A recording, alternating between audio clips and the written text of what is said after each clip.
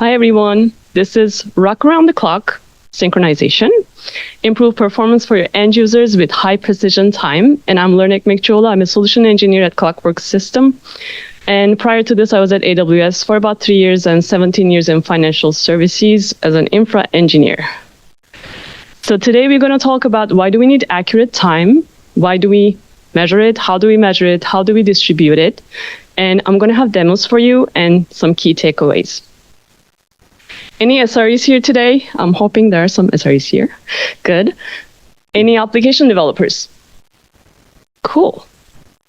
All right, so you need to minimize your tail latencies and you need to control congestion for application performance, and that's why you need accurate time. Any compliance people? Hopefully not, but so compliance folks, they need to provide timeline of financial transactions so that they can provide an audit trail to regulators such that those regulators, they can prevent market abuse. And security people, they want accurate timestamps on requests such that they can prevent things like replay attacks by George Washington, apparently.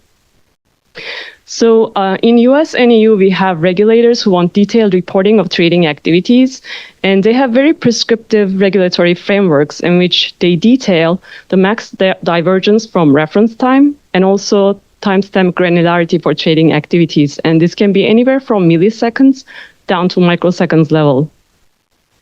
And here's a brief history of measuring time over time. And thousands of years ago, we used candle clocks. And these candle clocks, they were not really accurate, but they did their job because they were there to provide a way to measure the passing of blocks of time.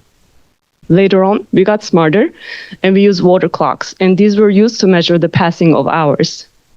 And then we got super smart and we invented pendulum clocks. Now, pendulum clocks, they are super revolutionary for their time. This is 1650s, and they were accurate within a minute per day. So I want to dive deeper into how they came about. It took over 150 years to, it's a long project. So we had Da Vinci, and Da Vinci had the idea that the back and forth swings of a pendulum, it can be used for an escapement of a clock. Galileo, 100 years later, had the idea that back and forth swings of a pendulum, it actually takes the same amount of time, regardless the distance it swings, and that is for small enough oscillations. Huygens is the inventor of the pendulum clocks, and prior to Huygens, we used mechanical clocks, and they were only good in terms of accuracy within 15 minutes per day. And now with Huygens pendulum clock, we have accuracy of within a minute per day. So that is pretty significant. I like to think of Da Vinci as the alpha, Galileo as the beta, and Huygens as the release to production for pendulum clocks. So pendulum clocks, they do this back and forth swing at a very precise accuracy. And same thing can happen with quartz crystals. They can provide us pretty precise accuracy. They can vibrate at a precise accuracy. And the way that this happens is due to piezoelectricity. If you cut a crystal to a precise shape and size, such as the tiny tuning fork you see on the right-hand side, then it will vibrate at a precise frequency. And it can become a very accurate oscillator for timekeeping sources, such as the system clocks that we use in our computers today and in our servers. And this is what they look like in 1929. These are built by Bell Labs, and they were in ginormous temperature-controlled ovens. And there's a good reason for that, because the frequency of a quartz crystal degrades outside room temperature. And that's why our system clocks, they drift.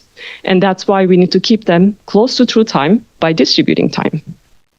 Time sources that we use today, we talk about quartz clocks. They are accurate within 26 minutes per year. That is a drift of assumption of 50 microsecond per second drift. Now, atomic clocks, they are much more precise, but they require money. So they're accurate within a second in millions of years, and they can cost anywhere from tens of thousands of dollars. They rely on quantum mechanics, and cesium-133 is a popular one that people use. And it basically provides a resonance frequency of 9 gigahertz. In fact, the second is defined based on 9 billion periods of the signal generated by the cesium atom's resonance frequency. And we use in our data centers most likely GPS clocks. So these clocks are just atomic clocks that are in the satellites.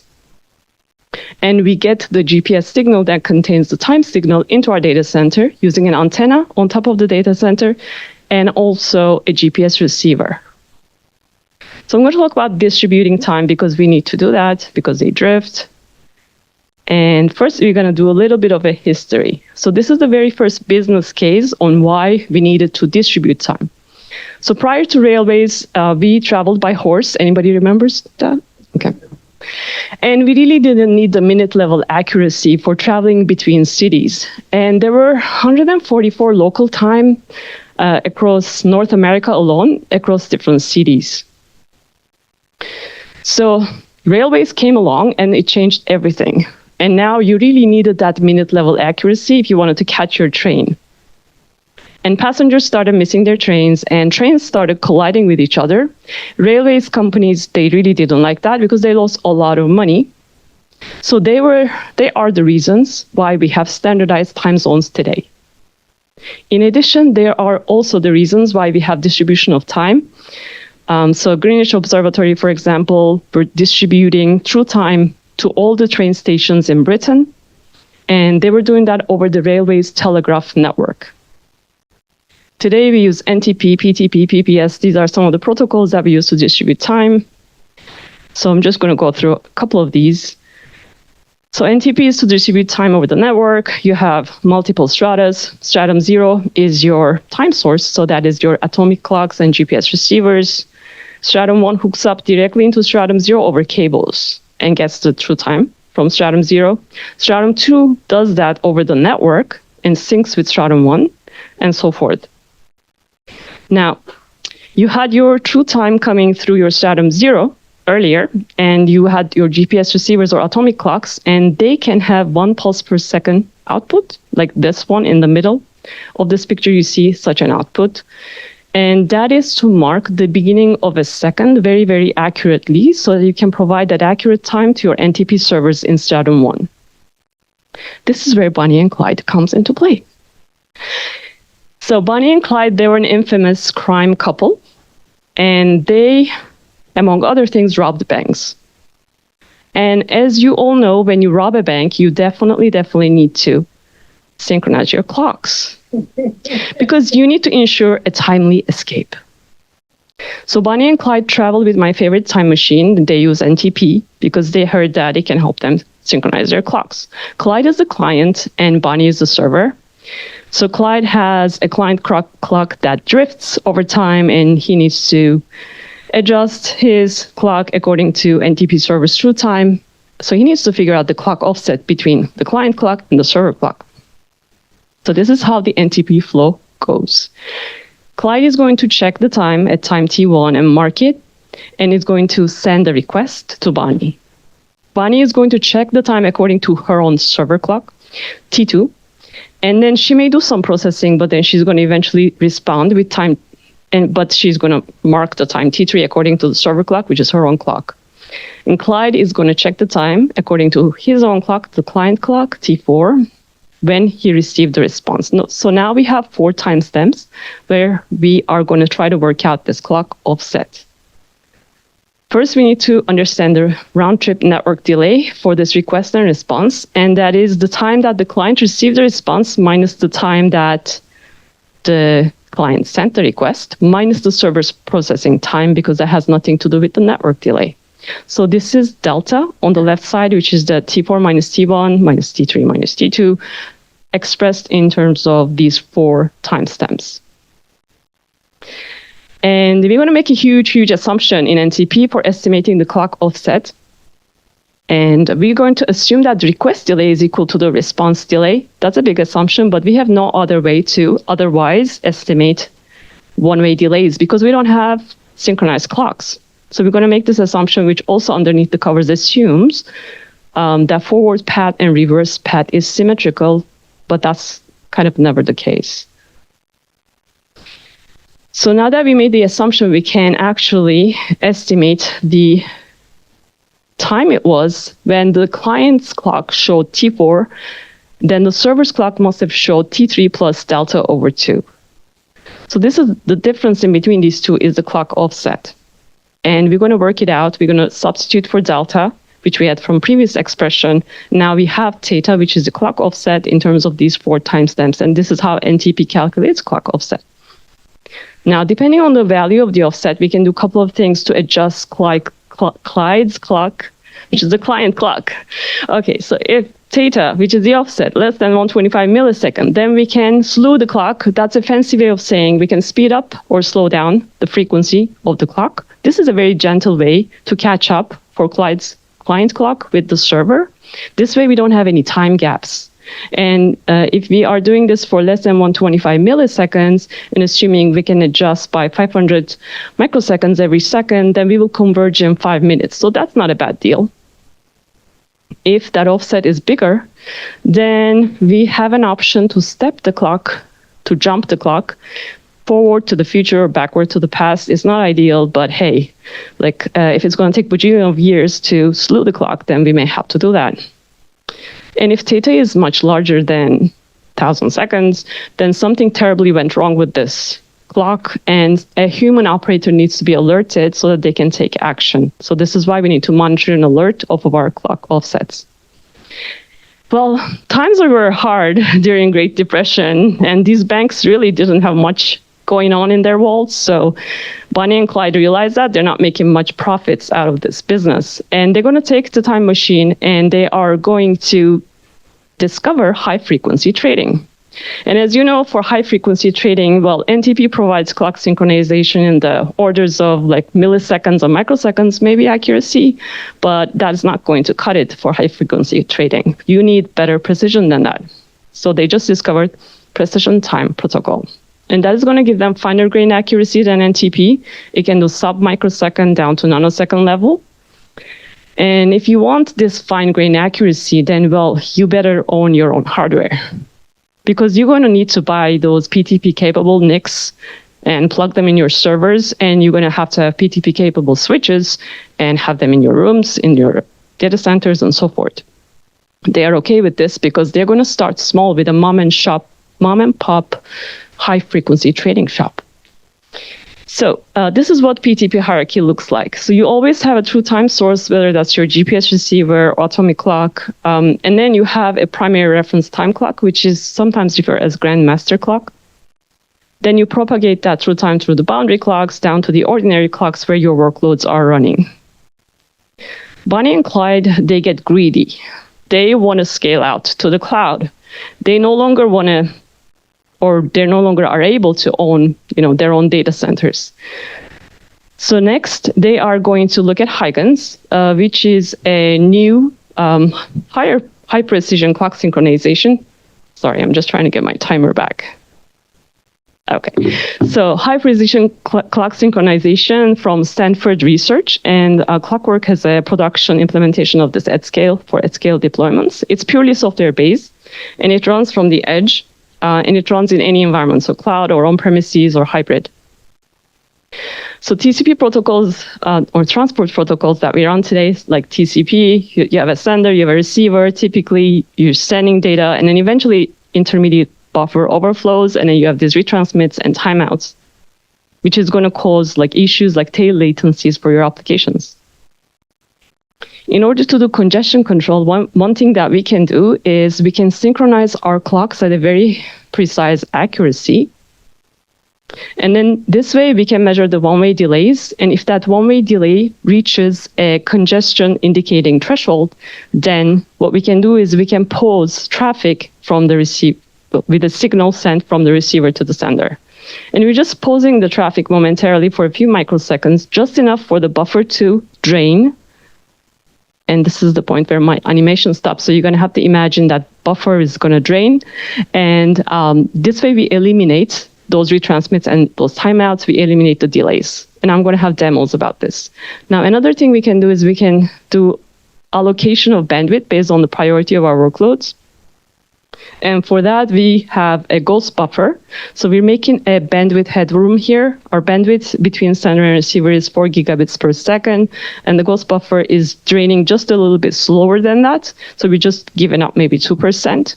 And the ghost buffer is at 3.8 gigabits per second. So when we hit the threshold for the buffer, then the receiver is going to send a signal to the sender. So we basically just generated a fake congestion signal. And at this point, the sender is going to pause just enough for the buffer to drain a little, such that we can eliminate those retransmits and timeouts. And one more thing that we can do is, if we can do this, then we can also allocate specific bandwidth amounts for our workloads based on their priority. You may have production workloads that are of a higher priority than other workloads and so forth. So you can actually specify the amount of bandwidth you're dedicating to those workloads. And this is where we go into the more interesting part, which is the demo. So I have two demos. So here we have an e-commerce site. We have about 10 microservices deployed on EKS.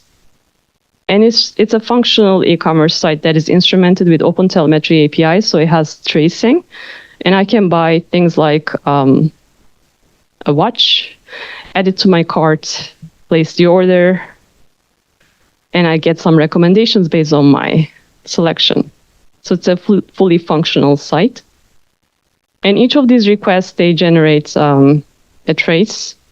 So each of these dots are a full user journey. So if I click on the dots, then I get like a numbered flow. Starting from the front end, I placed, I picked the product and so forth, and I have the trace at the bottom with the parent span and child span. So I'm going to bombard this site with a lot of traffic because I want to see like how my requests are going to do. So I'm going to start like 80 user peak concurrency and 10 users started every second. And here is the request completion time graph, and it is in log scale. So the requests are coming initially maybe like a little below 1 second, but eventually they're going to cluster around 100 milliseconds range. So each of these dots are generated through my load generator. And I have max request completion time. I think it spiked at once at 700 milliseconds, but it's now down to like hundreds of milliseconds range, maybe 90 for max. 99 percentile is also around like 50 milliseconds. 98 percentile is similar. 95th percentile is also similar in the milliseconds range, double digit. 90th percentile the same, 80th and so forth. So we have 75th and 50th as well. So next I'm going to start a Spark Data Shuffle job that is sharing the network with my e-commerce site. And this could be like a data shuffle job for my recommendation engine, for example. It's going to cause some contention for those requests that are coming in for my end users for the e-commerce site. So it's like an elephant workload that is going to be trampling on my e-commerce site's mice workload. And as you can see already, the requests are getting more in the red, which is 1 second to 10 seconds range for some of those e-commerce site requests. And we're going to look at the request stats, which is going to be looking at max completion time and the high order tail latencies. So max completion time spiked now already in the seconds range, 8 to 10 seconds. 99th percentile is similar, like 4.5 seconds is what I see there.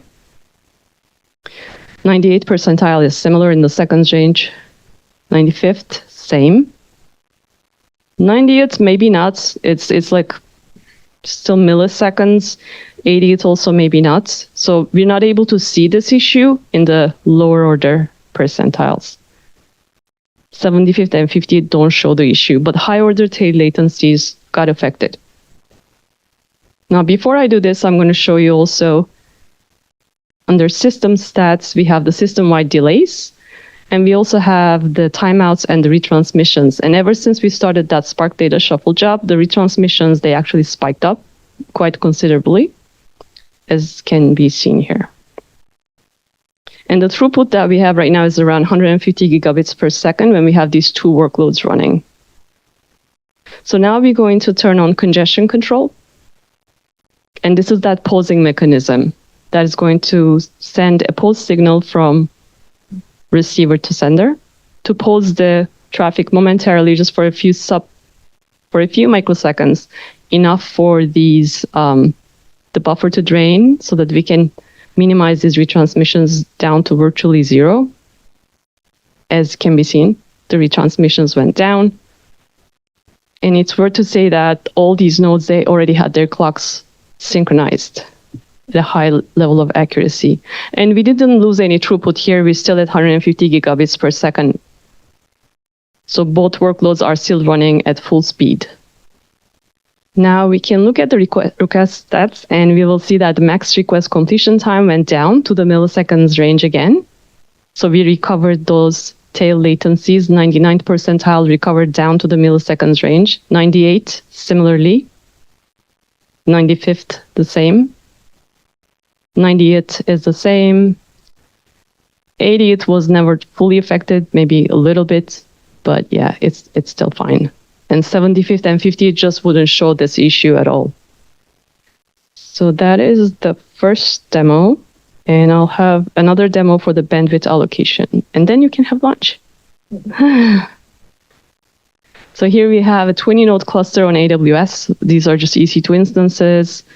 The clocks are synchronized. So I want you to see the clock offset is in the nanosecond range for 90th percentile and the median clock offset.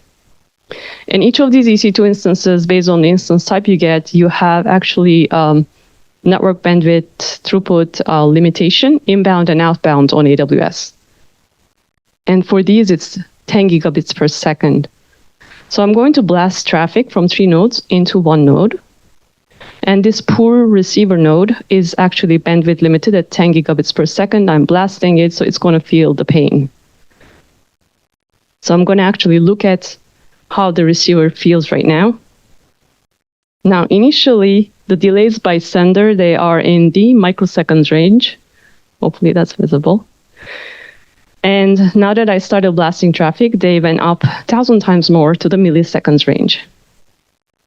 And the inbound retransmitted packets per second spiked up considerably. Same for the retransmitted packets per second by sender. They're also spiked up. And the total throughput for this poor EC2 instance, I mean, it is limited at 10 gigabits per second. So we turn on congestion control, which is the pause mechanism to pause packets just momentarily to allow the buffer to drain. And here is the retransmitted packets per second that had spiked up earlier. And now it went down to virtually zero. And same for the retransmitted packets per second by sender, they also went down. And the delays also went down back to the microseconds range, which was what it was before I started blasting traffic. The next thing that I'm going to look at is doing that bandwidth allocation based on priority of my workloads. So let's say I'm going to just give up a little bit from the bandwidth, maybe 2%, to create that bandwidth headroom. My first workload is the most important to me. Maybe that's my high frequency trading job. 6 gigabits per second is what I gave it to. Agent 1 is my second highest priority workload, and I give it 3 gigs per second. And the third workload is the least important one, so it gets 800 megabits per second, whether it likes it or not. And I just want to show that the throughput per source prior to turning on congestion control, it was a bit jagged, so it wasn't as fair. And as soon as we turned on congestion control, which is that pausing mechanism, it got more fair because it's less jagged, more smooth. And now all the way on the right-hand side, you see the bandwidth slicing, which is slicing the bandwidth according to the configuration perfectly. So 3 perfect slices, 6 gig, 3 gig, and 800 megs. And that's the end of this demo. I do have some key takeaways. So just last slide. Clock offsets are super important. We want them to be highly accurate and highly precise so that we should minimize clock offset as much as possible. And there are one-way delay metrics, and they can help us to understand that congestion is upcoming. And we can do clever things like controlling congestion that will help prevent impact latency. And also we can allocate bandwidth to our workloads based on their priority. Thank you. Any questions? If you only had access to two-way round trip times, could you still implement congestion control maybe at a lesser performance? Or like how important is that precision to get the congestion control to work? The one-way delay versus the two-way, right? Yeah, I think the one-way delay is very, very important. I think if you only had access to the two-way, then there's a lot of path asymmetries that could happen in the network. So it's hard to estimate accurately. Like it could be 1 millisecond one way, 3 milliseconds the other way. It's hard to estimate very accurately. So I think one-way delay is super crucial to this. Yeah, good question. So I have like one question. What is like practical use of this tool? Like what I see is we have like one Kubernetes cluster and maybe like a lot of nodes, and then you need to control like which workload needs to have like which bandwidth. But at the same time, you could create many like Kubernetes cluster for particular workload. Like, okay, data analytics, one cluster. Don't put like everything in one cluster. Like, what is practical use of this? This is the first question. And the second question, you are saying you are fighting tail latency. But to fight tail latency, you have request hedging. Yes, maybe it's easier to implement like request hedging. Like, if it is really important for you, like if you have like request that sometimes goes up, maybe you could send 2 requests, and one request will just have this latency, but the other one will complete sooner, and you will cancel this request with higher latency and return one with faster. Mm-hmm. So like I see you are solving 2 problems, but what is practical use? And could it be replaced just by what I mentioned? I think in terms of practical use, I think this is so fundamental, right? It's at the end of the day clock synchronization, which is kind of based on everything that we do. We see a lot of practical uses in the financial services space where people truly care about their latencies, and it results in like losing money, depending on kind of how well your clocks are synchronized. And it does have implications like on the higher part of the stack. In terms of the tail latencies and so forth, I'm sure you could do different things as well. Like you said, like you could do scaling out and so forth, but each one has its own pros and cons in terms of money. So like how much, money do you spend on scaling out? Like you could actually add more nodes, for example, to maybe compensate for the increased tail latencies in the previous example. But then do you really need to do that? So I think those are the kind of questions that will be crucial for that.